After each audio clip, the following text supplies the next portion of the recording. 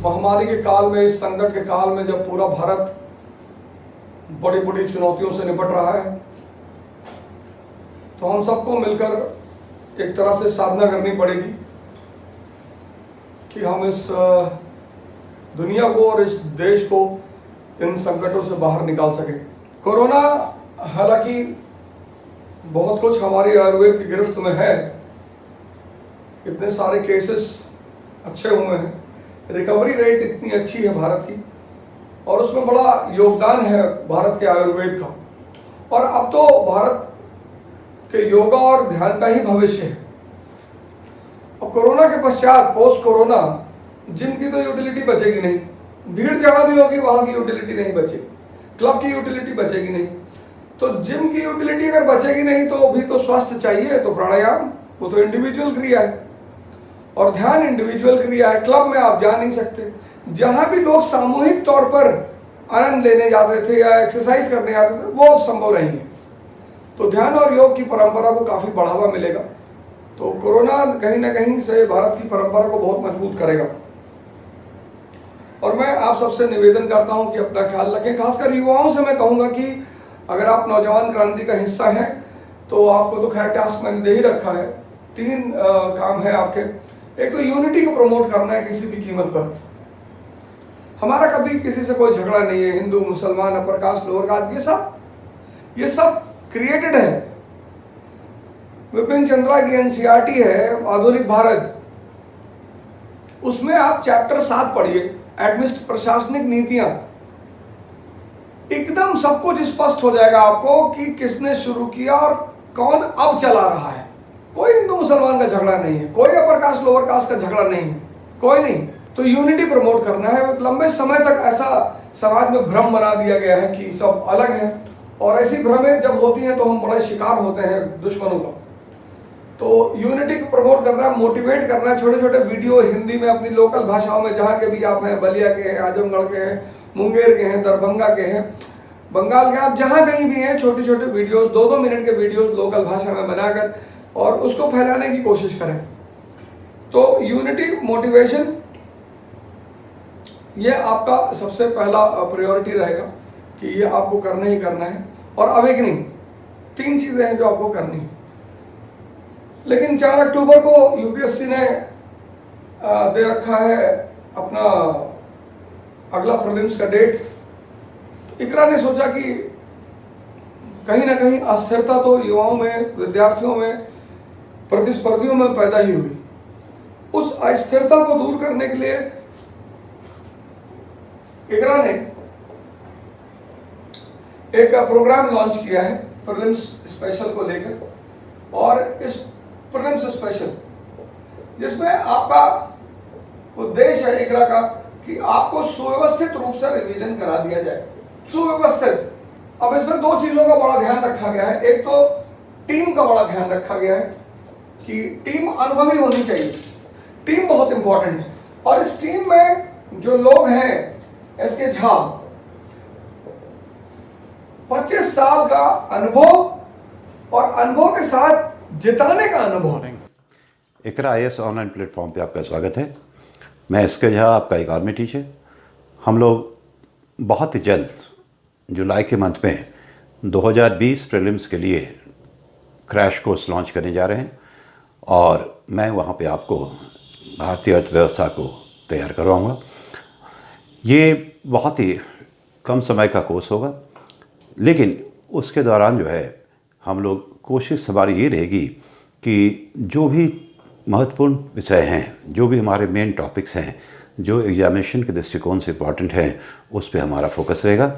और उम्मीद करते हैं कि कम समय में ही आपको अधिकतम ज्ञान होगा।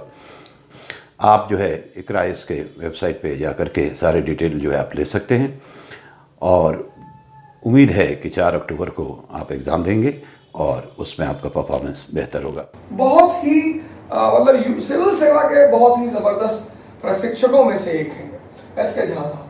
फिर जो है हमने लिया है संजय सर हैं और यूनुस सर हैं।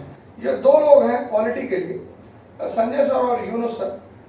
और आपको मालूम है, हमने कल समझा था कि पॉलिटी का क्या मतलब है और कॉन्स्टिट्यूशन का क्या मतलब है। थोड़ा सा मैं फ्लैशबैक दे दूं।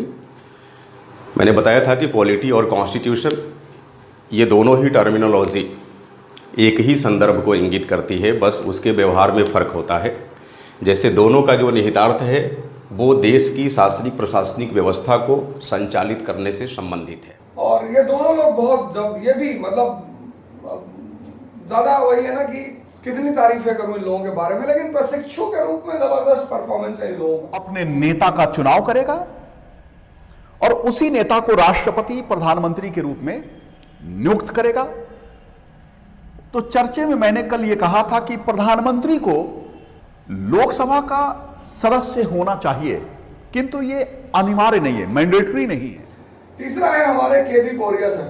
ये तो इलाहाबाद के लिए एक ऐसा महान नाम है, तो मेरे बड़े अच्छे मित्र भी हैं और बहुत जबरदस्त शिक्षक और प्रशिक्षक दोनों हैं केबी कोरिया साहब। फिर ज्योग्राफी में हमारी टीम के सबसे अहम सदस्य हैं, काफी क्रोधी स्वभाव के हैं, बहुत जल्दी को आवेशित हो जाते हैं, लेकिन प्रशिक्षु के रूप में हिंदी मीडियम में इनका कोई जवाब नहीं है और इनका नाम है सिद्धार्थ। मैं सिद्धार्थ कुमार पिछले 20 वर्षों से सिविल सेवा में प्रतियोगी छात्रों का मार्गदर्शन करता आ रहा हूं और भूगोल एक वैकल्पिक विषय के रूप में और सामान्य अध्ययन के सेगमेंट के रूप में भिन्न भिन्न मतलब सिद्धार्थ सर तो खैर अपने आप में लाजवाब ही हैं। हिस्ट्री में आपको दो लोग मिलेंगे, एक तो अवध ओझा मिलेंगे आपको रिवीजन कराने के लिए और दूसरा आपको डॉक्टर जिया मिलेंगे। यूपीएससी सिविल सर्विस एग्जामिनेशन में हिस्ट्री का एक मेजर कंट्रीब्यूशन है। हिस्ट्री मोस्टली स्टूडेंट्स को टफ इसलिए लगती है क्योंकि सर उसमें बहुत ज़्यादा डेट्स याद रखनी पड़ती हैं, बहुत ज़्यादा फैक्ट्स याद रखने पड़ते हैं।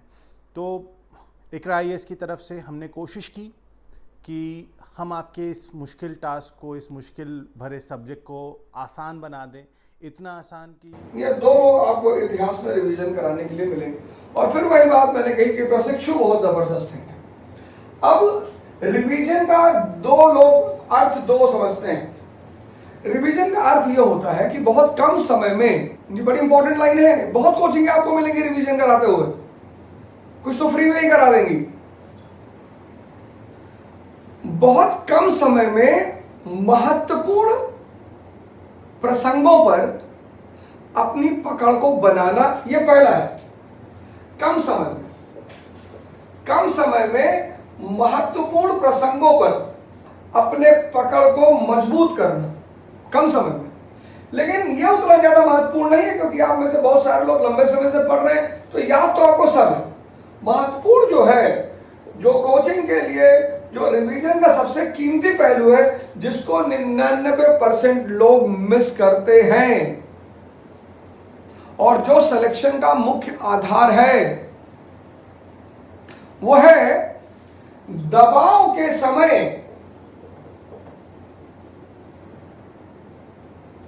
प्रीलिम्स की जान है ये क्वेश्चन। दबाव के समय IQ बेस्ड क्वेश्चनों को करना, ये इंफॉर्मेशन बेस्ड क्वेश्चन नहीं होते। यही प्रीलिम्स की जान है। अच्छे खिलाड़ी मार खा जाते हैं, अच्छे मतलब बहुत जबरदस्त खिलाड़ी। ये रिवीजन कराना बहुत जबरदस्त बात होती है। आपको स्ट्रेस के समय, यही तो एग्जाम है। वही पेपर जो एग्जामिनेशन हॉल में आप करते हैं, वही पेपर जब आप बाहर करते हैं तो 15 से 20 क्वेश्चन आप और सही करते हैं। वही क्वेश्चन जब आप अंदर करते हैं तो 15-20 क्वेश्चन आपके गलत और आप गेम के बाहर। तो ऐसा क्यों होता है? और कुछ लोगों के साथ तो बार बार होता है क्योंकि वो इस चीज पर ध्यान नहीं देते। वो बड़ी सारी चीजों से प्रभावित हो जाते हैं कि वो फ्री में करा रहे हैं, वो तो पैसा नहीं ले रहे हैं, ये कर रहे हैं, वो कर रहे हैं। नहीं, मैंने कहा कि कृष्ण को पता है भीष्म पितामह को कैसे मारना है। कृष्ण को पता है अर्जुन को क्या बताना है कर्ण के सामने। और तीसरी जो चीज है जिसमें सबसे विशेष ध्यान रखा जाएगा इस संकट के समय, लोगों को, जैसे अब सूर्य ग्रहण है, उसको लेकर इतने समाचार बाहर हैं। कल मेरे मित्र का फोन आया, बोले अवध जी दुनिया बचेगी? अरे मैंने कहा नहीं बचेगी तो किसी दूसरी दुनिया पे चलेंगे। जिंदगी में उन चीजों पर कभी विचार मत करना जो तुम्हारे हाथ में नहीं है। भविष्य का उद्देश्य हो सकता है, उस पर सोचा नहीं जा सकता। जिंदगी में उन चीजों पर कभी विचार मत करना। यह दुनिया का सबसे बड़ा सूत्र है अपने मन को नियंत्रित रखने में। दुनिया में उन चीजों पर कभी विचार मत करना जो तुम्हारे हाथ में नहीं है। और 98% लोग यही कर रहे हैं। तुम खाना खाते हो, ये तुम्हारे हाथ में है।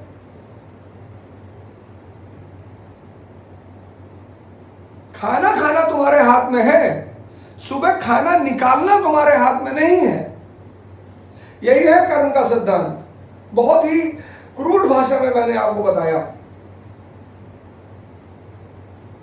कब्ज की शिकायत हो जाती है, कॉन्स्टिपेशन की शिकायत हो जाती है, 2-2, 3-3 दिन व्यक्ति जाता ही नहीं, बड़ा परेशान हो जाता कि भाई साहब पेट साफ ही नहीं हो रहा है। पेट भरना आपके हाथ में है, पेट साफ करना आपके हाथ में नहीं है।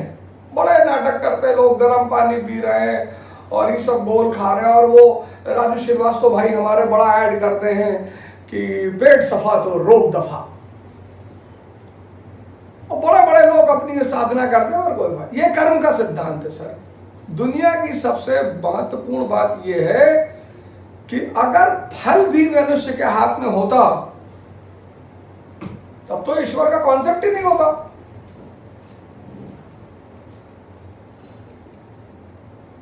व्यक्ति अपने कर्म फल को बदल सकता है, यह भी एक बड़ी बात है। यह बहुत बड़ा सिद्धांत है कर्म फल को। बहुत कुछ लोग कहते हैं कि भैया हमारा भाग्य खराब है, बदल जाएगा। एक बढ़िया सा गुरु चुन लो जिंदगी में और जो बताया उसी के रास्ते पे चलो, अपना रास्ता छोड़ दो। मान लो तुम कानपुर जा रहे हो और तुम्हें पता है तुम कानपुर जाके परेशान हो जाओगे, तो कोई गुरु चुन लो और वो अगर तुमसे कहते भैया रास्ता चेंज कर दे, बरेली चले जा, चले जाओ।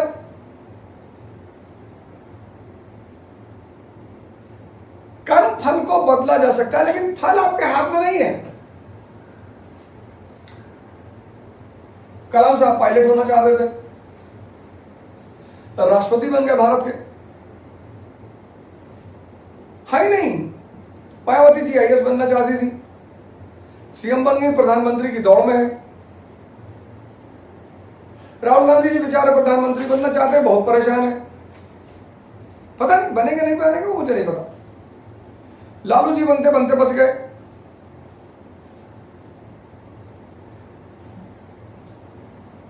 यही तो संसार का सबसे बड़ा नियम है। कर्म करना है जागृत होकर, रोकर नहीं, जागृत होकर, होश में।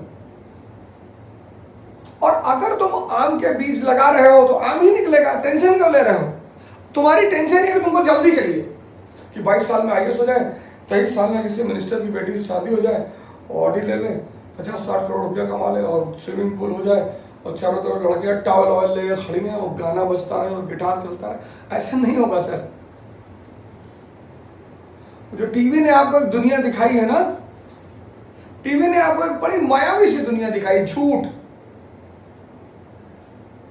कुछ नहीं है। सुशांत सिंह राजपूत का केस देखा ना, जो तुम सोचते हो वो सब उसके पास था, और वो भी 34 साल की उम्र में।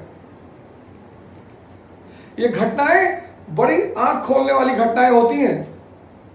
तो चौथा काम है, इस पर्यटन ने बड़ा ध्यान दिया है कि मोटिवेशन को मेंटेन रखना है किसी भी कीमत पर। ये 3 चीज, ये रिवीजन का अर्थ होता है, ये रिवीजन का उद्देश्य होता है। इकरा इन 3 चीजों को करेगी और उसके बहुत सारे जो कंट्रीब्यूशन है उसमें से एक उसका ये कंट्रीब्यूशन होगा। मैं आशा करता हूं आप इस चीज का लाभ उठाएंगे। बाकी अपना ख्याल रखें, परिवार का ख्याल रखें, समाज का ख्याल रखें और राष्ट्र का ख्याल रखें।